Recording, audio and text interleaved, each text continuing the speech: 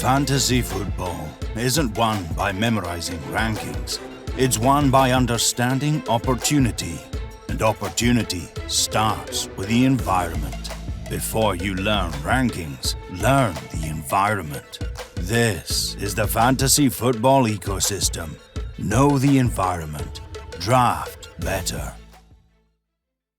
We are now inside the fantasy football ecosystem. I'm JW. Before you learn rankings, learn the environment. Fantasy drafts are easiest when the obvious players are still available. The real pressure arrives in the middle rounds, when preferred targets disappear and several similarly ranked players compete for the same pick. The goal of this show is not to give you another list to memorize. It is to turn every offense into a simple mental model. What kind of environment is it? Where is opportunity concentrated? Which roles are stable, and where must uncertainty be priced? That model gives you something a ranking alone cannot. A way to adapt when the draft stops following your plan. When the board changes, you can compare the players who remain with the roster you've already built, their ADP, your trusted rankings, and the specific needs of your team. The rankings will provide the forecast. The ecosystem provides the framework for using it. You do not need to recall every statistic. You need a clear picture of the offense that is easy to retrieve under draft pressure. Environment creates opportunity. Opportunity drives production. Production informs rankings. Let's build the AFC South ecosystem. Houston is a proven receiving core, with a reallocated backfield, a reworked line, and several secondary roles still competing for volume. Indianapolis is an established productive rushing environment with Jonathan Taylor at the center, but Daniel Jones' recovery and a reshaped receiver room affect the passing ceiling.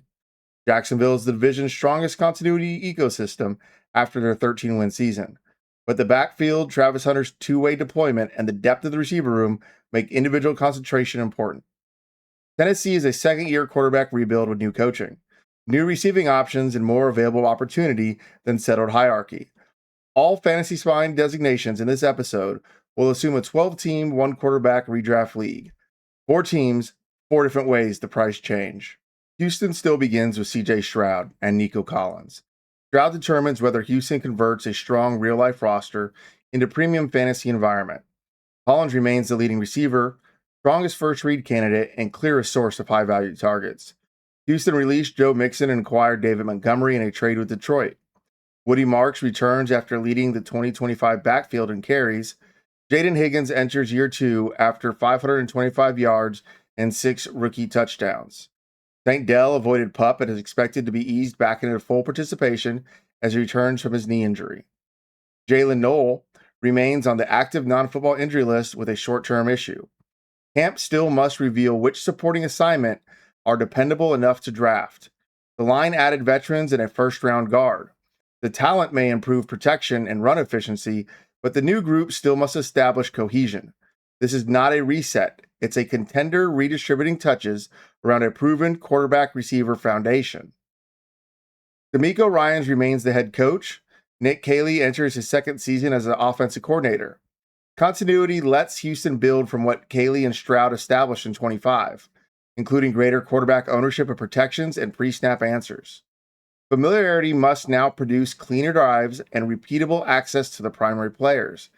Caley's task is to create cleaner access to Collins and the backs, while defining dependable secondary roles for Higgins, Dell, Schultz, and the younger options. The environment begins with Stroud. Stroud's fantasy value depends more on passing volume and touchdowns than it does for elite rushing quarterbacks. Houston must protect him, sustain drives, and generate enough scoring chances for his arm to separate. Excellent real-life quarterback play does not automatically create elite fantasy value. Collins is the fantasy anchor with the strongest route target and touchdown profile in the room. Higgins, Dell, and Schultz can improve the offense without displacing him. Montgomery brings a proven early down and goal line profile.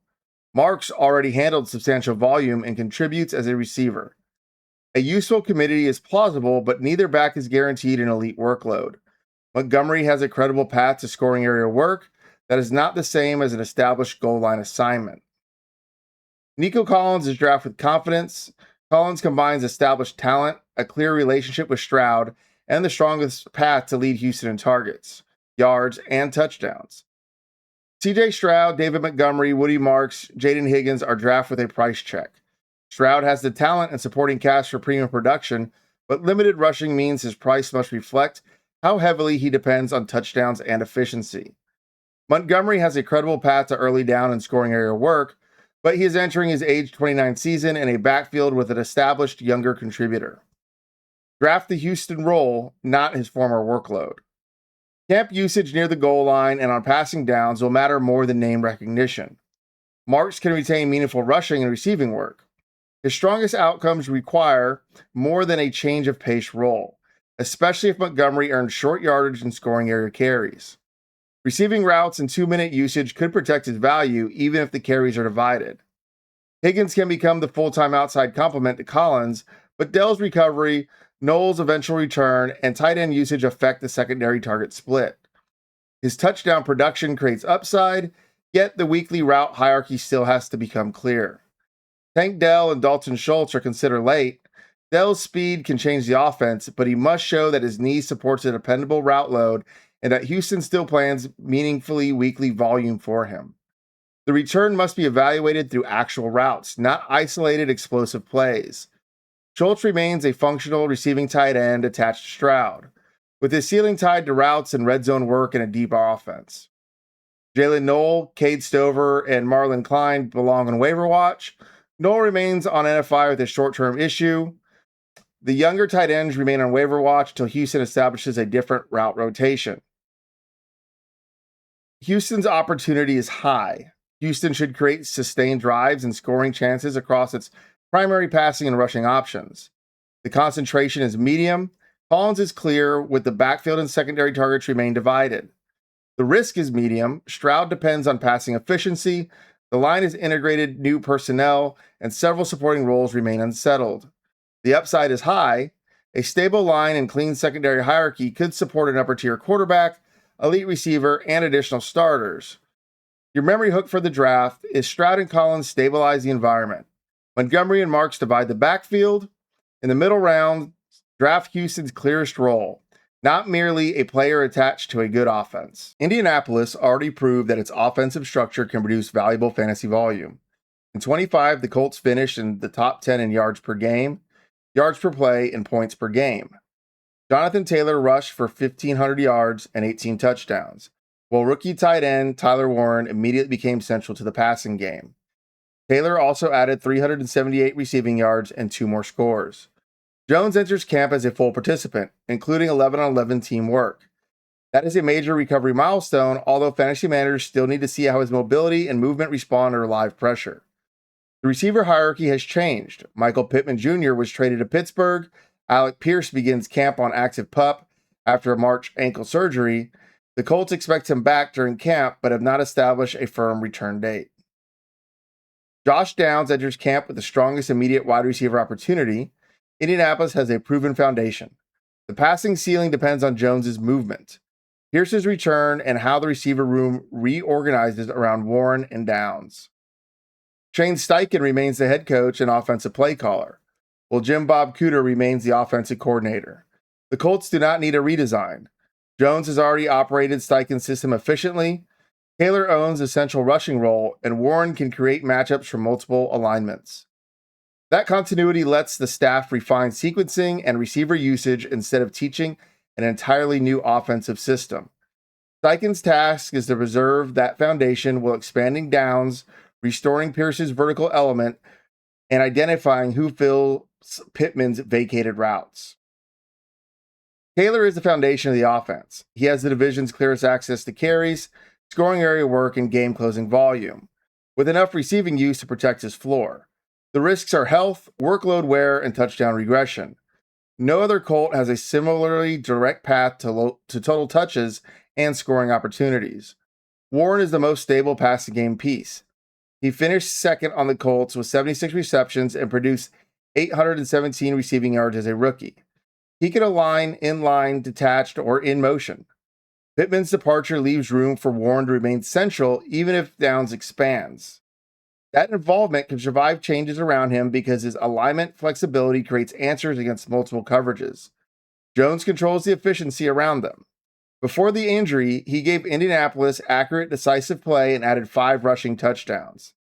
His return raises the ceiling, but managers should not project the same movement and rushing value until it appears live under pressure. Indianapolis needs Jones to preserve efficiency around Taylor, Warren, and the reshaped receiver room, not become the entire offense. Jonathan Taylor and Tyler Warren are drafted with confidence. Taylor owns an elite combination of talent, workload, and touchdown access. Warren already established dependable receiving volume at a scarce position. Josh Downs and Alec Pierce are drafted with a price check. Downs receives the clearest immediate opportunity from Pittman's departure and Pierce's absence. He can lead the wideouts in targets, though red zone usage and route expansion will determine his ceiling. His short area receptions can provide a stable weekly base even before the deeper route inventory expands. Pierce remains the leading vertical and boundary threat. His price must account for the March ankle surgery and the early advantage Warren and Downs may build. The injury should affect his price without erasing the value of the assignment he can reclaim. Daniel Jones and DJ Giddens are considered late. Jones can run a productive offense without becoming a weekly fantasy elite because Taylor absorbs touchdowns and the Achilles injury may reduce his rushing ceiling. Treat him as a late quarterback option. Giddens is his direct contingent bet behind Taylor. His standalone role may be limited, but he becomes important if Taylor misses time or Indy reduces the veteran's workload. Anthony Richardson Sr., Deion Burks, and Seth McGowan belong on waiver watch. Richardson enters camp competing for the backup role behind Jones. His physical tools remain significant, but he does not belong on a normal one-quarterback draft board without a path to playing time. Burks offers speed in a changing receiver room, while McGowan can compete for complementary backfield work. Both remain waiver options until usage creates a draftable role. The opportunity is high. Taylor and Warren are established, while Pittman's departure creates additional receiving work. Concentrations at medium. Taylor and Warren are clear. Wide receiver targets can shift as Pierce returns and younger players compete. The risk is medium. Jones and Pierce are returning from significant injuries, and the offense must replace Pittman without losing efficiency. Upside is high. If Jones moves well and Pierce returns, Indianapolis can again support one of the league's more productive fantasy environments. Your draft memory hook is Taylor is the foundation. Warren is a stable receiving anchor. Every mid-round Colt is a bet on Jones's movement and the wide receiver hierarchy settling. Jacksonville enters 2026 with the strongest recent team results and the greatest offensive continuity in the division. The Jaguars went 13-4, won the AFC South, and closed the regular season with 8 straight wins. Trevor Lawrence produced 4,007 passing yards, 29 passing touchdowns, and 9 rushing scores as the offense became consistently productive. That late season command gives Jacksonville a strong foundation, and 1-year box score alone would suggest. Liam Cohen, Grant Udinski, and the core system return. Lawrence enters year 2 with command, and Brian Thomas Jr. remains the leading outside receiver. Jacoby Myers returns after joining Jacksonville at the 25 trade deadline. Travis Hunter, Parker Washington, and Brenton Strange complete the group. Those options give Lawrence more answers without guaranteeing more volume for every player. Bashaw Tootin enters camp as the leading candidate for the largest rushing role, with Chris Rodriguez Jr. and LaQuint Allen Jr. competing for complementary work.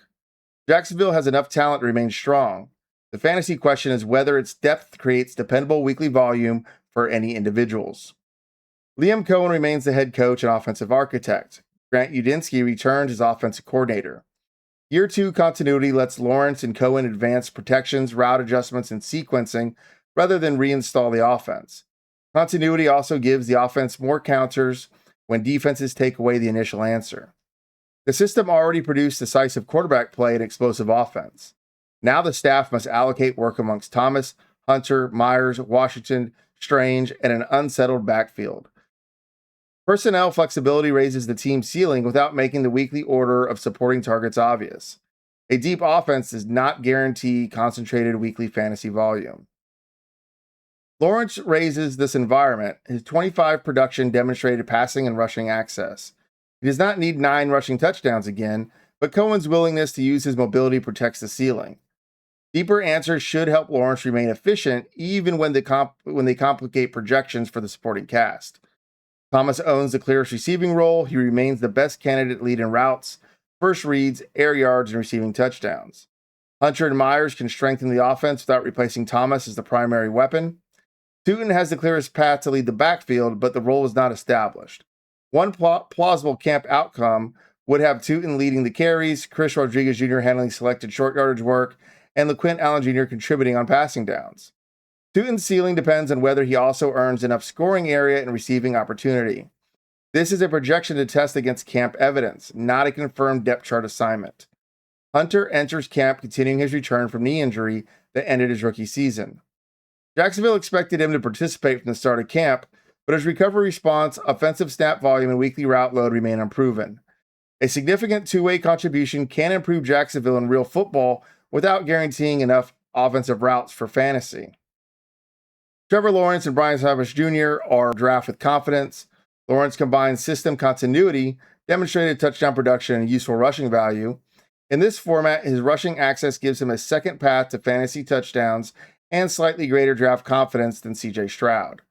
Thomas owns the strongest target profile and should remain Jacksonville's first receiver selected. Bashaw Tootin and Travis Hunter are draft with a price check. Tootin can lead the backfield in carries and explosive runs, but his price must reflect the possibility that Rodriguez and Allen claim specialized work. His talent provides a path to the role, but fantasy value still depends on the workload he actually earns. Hunter can create value through efficiency and explosive plays, but fantasy leagues score his offense, not the total value of his role. Draft him only when price accounts for recovery and uncertain route volume. Jacoby Myers, Parker Washington, Brenton Strange, and LeQuint Allen Jr. consider late. Myers offers dependable intermediate work, but Jacksonville's depth may prevent the target share he held previously. Washington led Jacksonville in receptions, receiving yards, and receiving touchdowns in 25, but Hunter's return and the depth of the receiver room make his 26 target share uncertain. Strange can produce in favorable matchups, though Thomas, Hunter, Myers, and the backs compete for weekly targets. Allen has the clearest passing touchdown path, but needs more than a specialized role to become a dependable, normal redraft selection. Chris Rodriguez Jr. belongs on waiver watch. Washington needs injuries to create consistent routes. Rodriguez becomes relevant if he earns scoring area work or the backfield changes, but neither role is established. Opportunity for Jacksonville is high. They have a productive quarterback, a proven system, and enough talent to create scoring chances. Concentration is medium. Thomas is clear.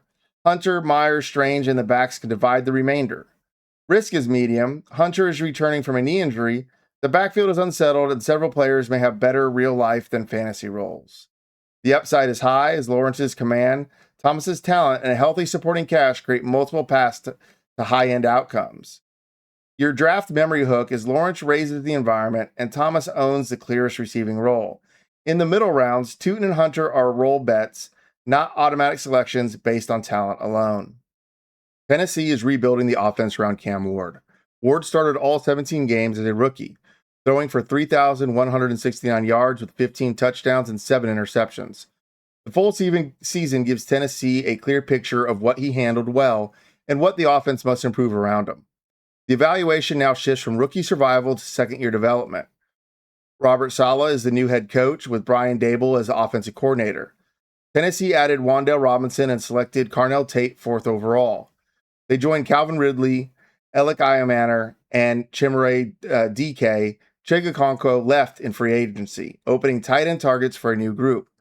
The additions create competition, but no dominant target share should be assumed before camp establishes it.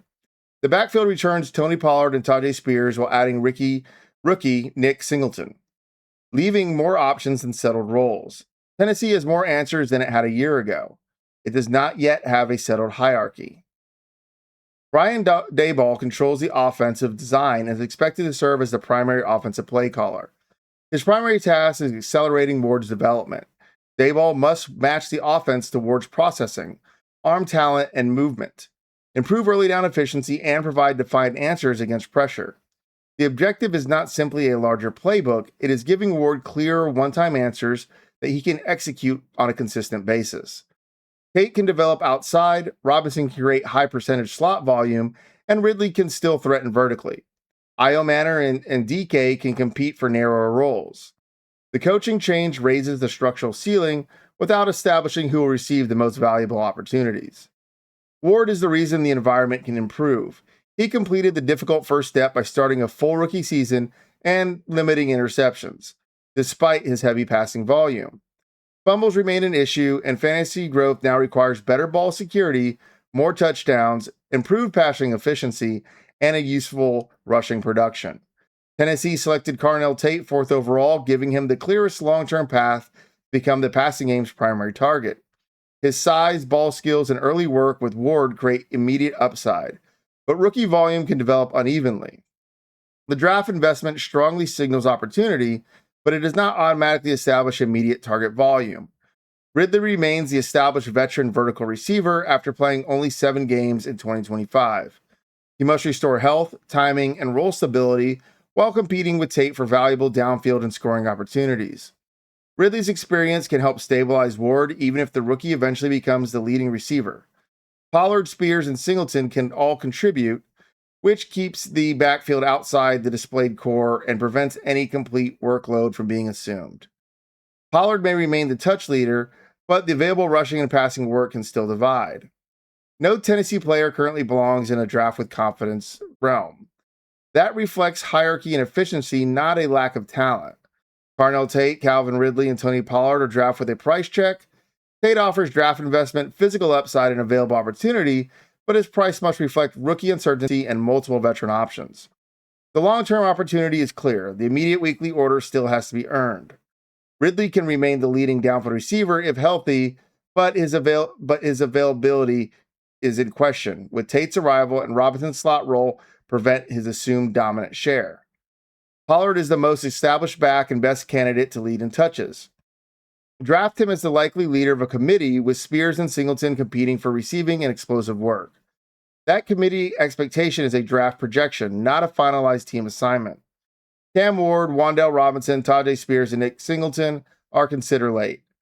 Ward has better coaching and more receiving talent, but in one quarterback leagues, he still must prove that Tennessee can create enough touchdowns and rushing value. Robinson can become Ward's highest percentage slot target and gains value in full PPR. The target quality and red zone use limit the ceiling. Spears retains passing game value, while Singleton brings speed and developmental upside. Neither immediate role is guaranteed. Alec Iamaner, Chimere DK, and Daniel Bellinger and Gunnar Helm belong on waiver watch. Iamaner and DK remain waiver watch receivers until their routes separate from Tate, Ridley, and Robinson. Bellinger and Helm belong on waiver watch until Dable establishes a clear receiving leader at tight end. The opportunity in Tennessee is medium. They have valuable volume, but a developing quarterback, new system, crowded receiver room, and three-way backfield make it quality and dependability uncertain. Concentration is low. Targets, tight end routes, and backfield work can divide in several plausible ways. The risk is high. Ward is still developing. Dable is installing a new structure, and Ridley is returning from an interrupted season, and few secondary assignments are established. Upside's medium. A Ward leap, Tate emergence, and improved coaching can make Tennessee meaningful, but several positive developments are required before the ecosystem can reliably support multiple high-end fantasy assets. Your draft memory hook is Ward has a better structure, and Tate has the strongest path to become the anchor. Tennessee offers volume before hierarchy. Draft a mid-round titan only when ADP rewards the uncertainty. Houston offers the most established quarterback receiver foundation. Stroud and Collins are clear. The backfield split, the line changes, and receiver health determine the remaining distribution. Indianapolis offers the clearest elite workload through Taylor and a proven receiving anchor through Warren. Jones's movement and the reorganized wideout room determine the passing ceiling. Jacksonville offers the strongest continuity and broadest collection of credible playmakers. Lawrence and Thomas are stable. Tootin's role and Hunter's recovery determine individual volume.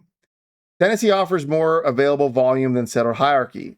Ward, Dable, and Tate can make the offense meaningfully better, but several positive developments are required to support multiple dependable high-end assets. That is why we start with the environment. A strong quarterback can remain valuable while the backfield changes. More weapons can raise a team's ceiling while lowering individual volume. A rebuilding offense can create draftable opportunity before it proves efficient. The mental model lets you apply those differences to your roster. ADP and rankings when the obvious choices are all gone. That was your AFC South ecosystem. Rankings provide the forecast. The ecosystem provides the framework for using it. Before you learn rankings, learn the environment. And remember, know the environment, draft better.